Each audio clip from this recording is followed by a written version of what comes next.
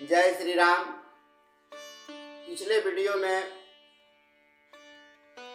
रामायण धर्म ग्रंथ से जुड़े सीता की बात को चर्चा किया गया कि प्रभु श्री राम के साथ माता सीता जाने के लिए किस तरह का विचार विमर्श कर रही हैं और अपने स्वामी को मना रहे हैं। तो दोहा में वर्णित हैं, ऐसे वचन कठोर सुनी जौन हृदय बिलगान, तो प्रभु विषम वियोग दुख सहहि पारव प्राण। ऐसे कठोर वचन सुनकर भी जब मेरा हृदय न फटा तो हे प्रभु, मालूम होता है ये पामर प्राण आपके वियोग का भीषण दुख सहेंगे। और इस तरह की कल्पना, इस तरह का विचार से सारे अयोध्या के वासी बहुत ही नाराज और बहुत ही दुखी अवस्था में रामचंद्र जी के सामने खड़े हैं और सिर्फ मुख दर्शक बन करके सभी बैठे हैं। यस कहि सिय बिकल भई भारी, बचन वियोग न सकी संभारी। देखी दशा रघुपति जी जाना, हठी राखे नहीं राखहि प्राणा। ऐसा कहकर सीता जी बहुत ही व्याकुल हो गई। वे वचन के वियोग को भी न संभाल सकी, अर्थात शरीर से वियोग की बात को अलग रही। वचन से भी वियोग की बात सुनकर वे अत्यंत विकल हो गई। उनकी यह दशा देखकर श्री रामचंद्र जी ने अपने जी में जान लिया कि हठ पूर्वक इन्हें यहाँ रखने में ये प्राणों को न रखेंगी। इस तरह का हठ और जिद को देखकर प्रभु श्री राम को लगा कि हमें लगता है कि अगर सीता अयोध्या में रह जाएगी तो मेरे भी मन में, हम जहाँ रहेंगे मेरे भी चिंता होगी कि हमारे घर में, हमारे अयोध्या में जो हमारी पत्नी सीता है वो किस अवस्था में है, किस हाल में है। यह समाचार सुनने के लिए मैं विकल हो जाऊंगा और हो सकता है 14 वर्ष का वनवास काटने में मुझे बहुत ही परेशानी होगी। मेरी एक आत्मा अयोध्या में रहेगी और मैं वनवास में रहूंगा तो मेरा वनवास पूर्ण नहीं होगा, क्योंकि मेरा शरीर और मेरा मन जब वनवास में रहेगा तभी मेरा 14 वर्ष का वनवास की कार्यकाल पूरा माना जाएगा। और ऐसे में मुझे आधा ही ये वनवास की जो समय है वो मुझे पूर्ण रूप से नहीं मिल पाएगा। कहे वो कृपाल भानुकुल नाथा, परिहरि सोचु चलहु बन साथा। नहीं विषाद कर अवसर जाजू, बेगी करहु बन गावन समाजू। तब कृपालु सूर्यकुल के स्वामी श्री रामचंद्र जी ने कहा कि सोच छोड़कर मेरे साथ वन को चलो। आज विषाद करने का अवसर नहीं है, परंतु वन गमन की तैयारी करो।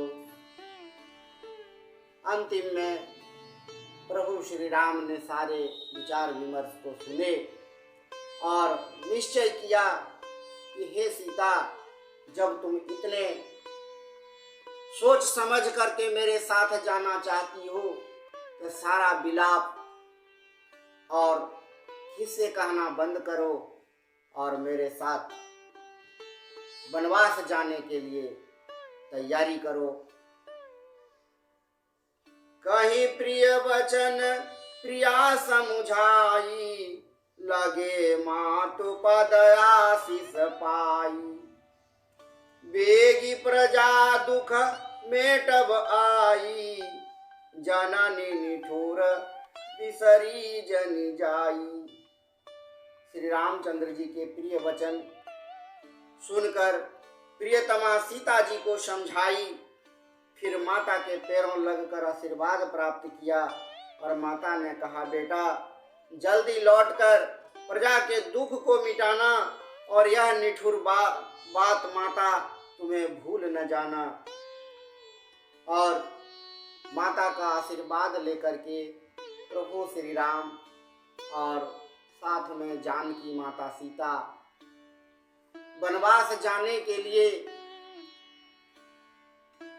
आगे पैर रखती हैं और सामने माता कौशल्या कहती हैं, हे पुत्र, हे बेटा, जल्द ही वनवास का कार्यकाल कर करके और आ जाना, क्योंकि अयोध्या के जो सभी प्रजाजन हैं बहुत दुखी हैं।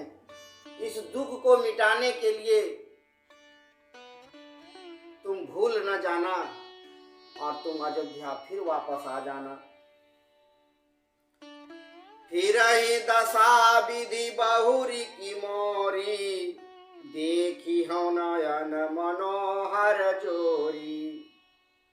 सुदिन सुघरी तात कब होई, जननी जियत बदन विदु जोही।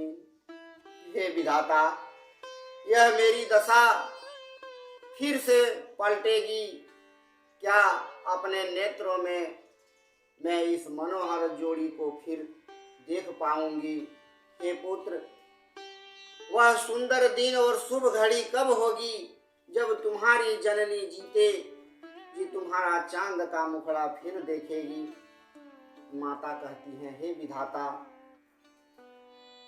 हे प्रभु, क्या मैं फिर से यह सुख और यह जोड़ी को देख पाऊंगी या नहीं? और भगवान से प्रार्थना करती हैं कि मेरी दशा जो आज इस दुखी अवस्था में है, यह फिर से वापस होगा कि नहीं होगा। तो कहने का तात्पर्य है, प्रभु श्री रामचंद्र जी ने एक एक लाइन में, एक एक दोहा में जो अयोध्या कांड के रामचरितमानस में लिखा हुआ है कि हम भले ही कहीं अपने सुख सुविधा के लिए कहिए या अपने कर्तव्य के लिए कहिए या अपने कर्म के लिए कहिए, अगर कहीं भी अगर हम लोग अपने जन्मभूमि से अपने माता पिता को छोड़ करके आते हैं तो माता हमेशा कल्पना करती हैं कि हमारा पुत्र कब आएगा, हमारा बहू कब आएगा, हमारा पोता पोती कब आएगा।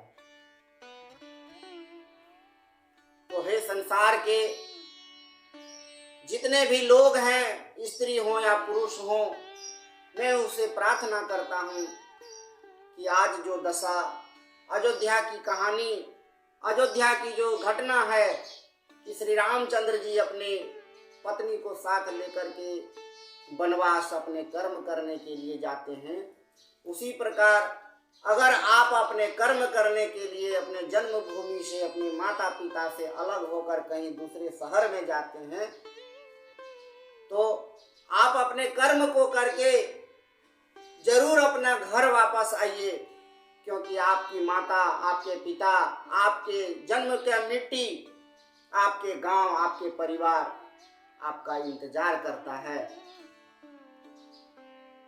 ठीक उसी प्रकार माता कौशल्या रामचंद्र जी से कहते हैं,